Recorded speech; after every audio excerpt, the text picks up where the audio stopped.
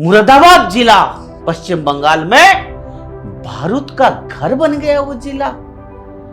और इतना ही नहीं, आज वो जिला राष्ट्र का आंतरिक सुरक्षा के लिए एक चुनौती बन चुकी है। पश्चिम बंगाल के मुर्शिदाबाद जिले में बीते 2 दिनों में 150 से अधिक बम बरामद होने की घटना ने केवल राज्य की कानून व्यवस्था को पोल खोली नहीं, बल्कि यह स्पष्ट संकेत दिया है कि यह जिला, यह प्रदेश धीरे धीरे भारत की आंतरिक सुरक्षा के लिए एक गंभीर खतरा बनते जा रहा है।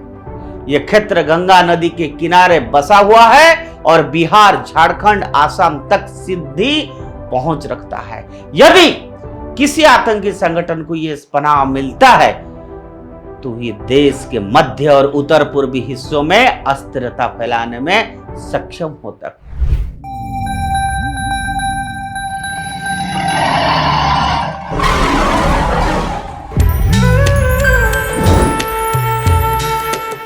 नमस्कार, उदय इंडिया डिजिटल में आप सबका बहुत बहुत स्वागत है। मैं हूं दीपक कुमार रथ। मित्रों, आज मन कर रहा है बात करने की उस राज्य की जिस राज्य कभी जाना जाता है, या यूं कहें मां दुर्गा की सबसे ज्यादा आशीर्वाद जिनको मिलता है, उन राज्यों जहां पर महामनीषी रामकृष्ण परमहंस स्वामी विवेकानंद और सोशल रिफॉर्मर श्यामा प्रसाद मुखर्जी जैसे महान व्यक्तित्व जिस मिट्टी में पैदा हुए थे, वो वेस्ट बंगाल तब कैसे था। ऐसे जुग जन्मा को जन्म देने के बाद जो प्रदेश, जो बंगला, जो सोनार बंगला के नाम पे जाना जाता था, आज वो बंगला वेस्ट बंगाल का हालत क्या हुआ। जिस राज्य में मुख्यमंत्री एक महिला है, और हम मानते हैं भारतीय संस्कृति में जब कोई महिला एडमिनिस्ट्रेटिव पोस्ट में बैठी है तो उसकी दर्द रहता है, एडमिनिस्ट्रेशन ठीक चलता है, लक्ष्मी मां के आशीर्वाद रहता है, घर संसार शांति से चलता है। लेकिन बड़ा दुखद बात है कि आज वेस्ट बंगाल रो रहा है, उसके मिट्टी में आज खून की छिट्टा दिखाई दे रही है। और एक बार नहीं, बार बार जिस वादा करके ममता दीदी ने वापस पावर में आए थे, तब वादा किया था दीदी ने कि जो मेरे साथ हुई है, जो मेरे को प्रताड़ना ताड़ना मेरे साथ हुई है, कम से कम ना वो होने दूंगी। लेकिन क्या किया दीदी आपने, ये प्रदेश का हाल आपने क्या बनाया। और मैं आज बोलना चाहता हूं, मुरादाबाद जिला पश्चिम बंगाल में बारूद का घर बन गया वो जिला। और इतना ही नहीं, आज वो जिला राष्ट्र का आंतरिक सुरक्षा के लिए एक चुनौती बन चुकी है। पश्चिम बंगाल के मुर्शिदाबाद जिले में बीते 2 दिनों में 150 से अधिक बम बरामद होने की घटना ने केवल राज्य की कानून व्यवस्था को पोल खोली नहीं, बल्कि यह स्पष्ट संकेत दिया है कि यह जिला, यह प्रदेश धीरे धीरे भारत की आंतरिक सुरक्षा के लिए एक गंभीर खतरा बनते जा रहा है। आखिर क्या वजह हो सकता है। स्पेशल SIR जो है, स्पेशल इंटेंसिव रेड शुरू होने के बाद जिस तरह से ड्रोन, बम स्क्वाड और पुलिस टीमों को कई इलाकों में तैनात करना पड़ा, यह बताता है, ये कहानी, ये स्टोरी, नैरेटिव्स की स्थिति साधारण अपराध नियंत्रण की नहीं है, बल्कि it looks like it's organised crime. योजनाबद्ध तरीकों से आतंकी विध्वंसक गतिविधियों की चल रहा है वहां पर। मुर्शिदाबाद का जियोग्राफिक एंड डेमोग्राफी का अगर पैटर्न आप देखें, इससे एक संवेदनशील इलाका बताते हैं। यह जिला बांग्लादेश की सीमा से लगा हुआ है और यहां से अवैध आवागमन, तस्करी, नकली नोट का कारोबार, हथियार की खेप, और इस्लामी कट्टरपंथी का खाक चलता है। आबादी में मुसलमान के प्रतिशत लगभग 70% है। जैसे कांग्रेस नेता अधीर रंजन चौधरी ने पहले स्वीकार करते हुए कहा था, मुर्शिदाबाद के मुसलमान विस्तारित बांग्लादेश की मांग कर सकते हैं, कोट अनकोट।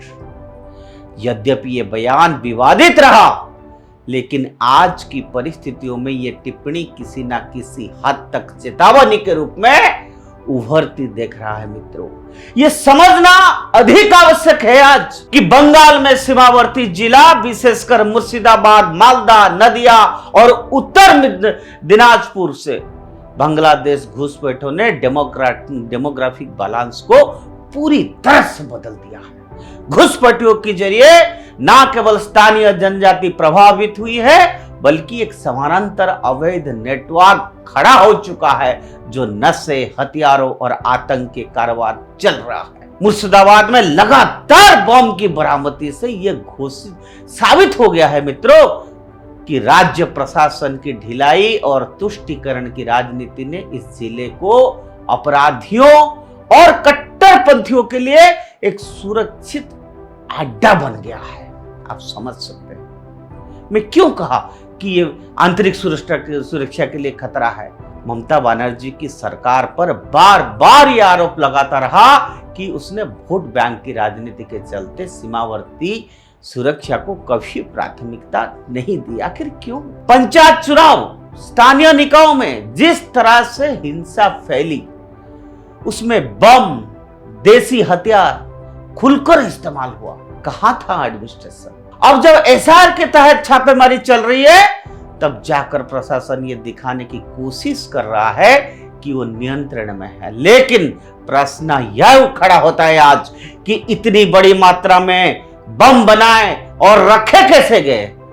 कैसे पता नहीं चला स्टेट एडमिनिस्ट्रेशन को, स्टेट पुलिस को और सरकार को? इनका लक्ष्य क्या था आखिर? और सबसे महत्वपूर्ण बात है, किसकी साह पर ये गतिविधियां चल रही थी?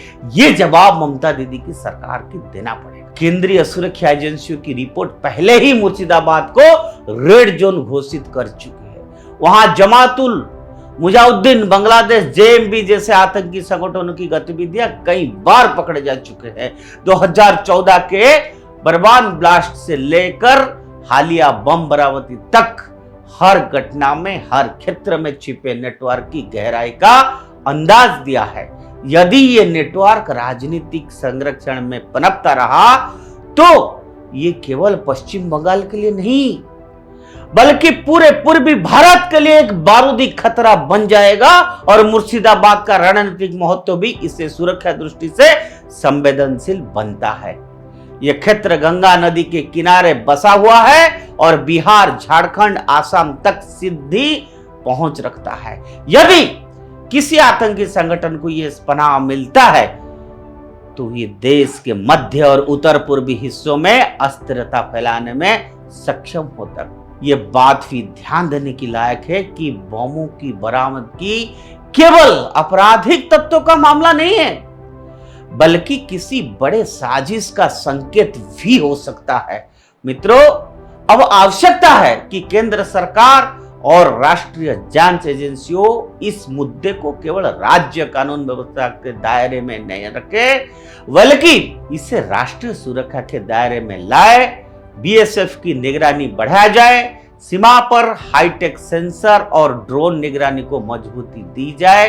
ये आज के लिए अत्यंत जरूरी है और राज्य पुलिस ने अलग केंद्रीय बलों को इस अभियान में शामिल किया जाए। मुर्शिदाबाद में बमों की बरामदगी केवल एक चेतावनी नहीं मित्रों, एक स्ट्रॉन्ग सिग्नल है कि भारत के भीतर आज कुछ ऐसे क्षेत्र बनते जा रहे हैं जहां राष्ट्र विरोधी शक्तियां जमीन तलाश रहे हैं। अगर अब भी राजनीतिक तुष्टीकरण और लापरवाही जारी रही तो ये इलाका बंगाल का अगला नया वर्धमान ब्लास्ट ग्राउंड बन सकता है।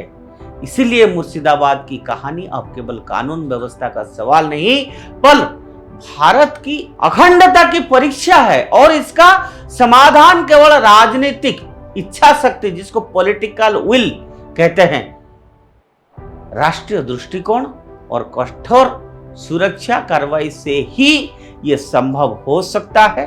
ये मामला हल्का नहीं है, कितने दिनों से चल रहा है।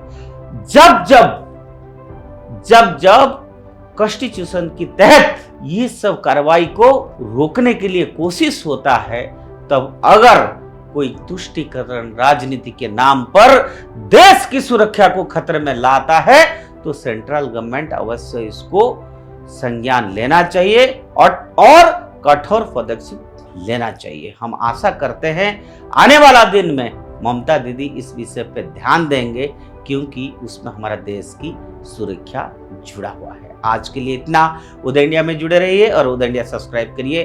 भारत माता की जय।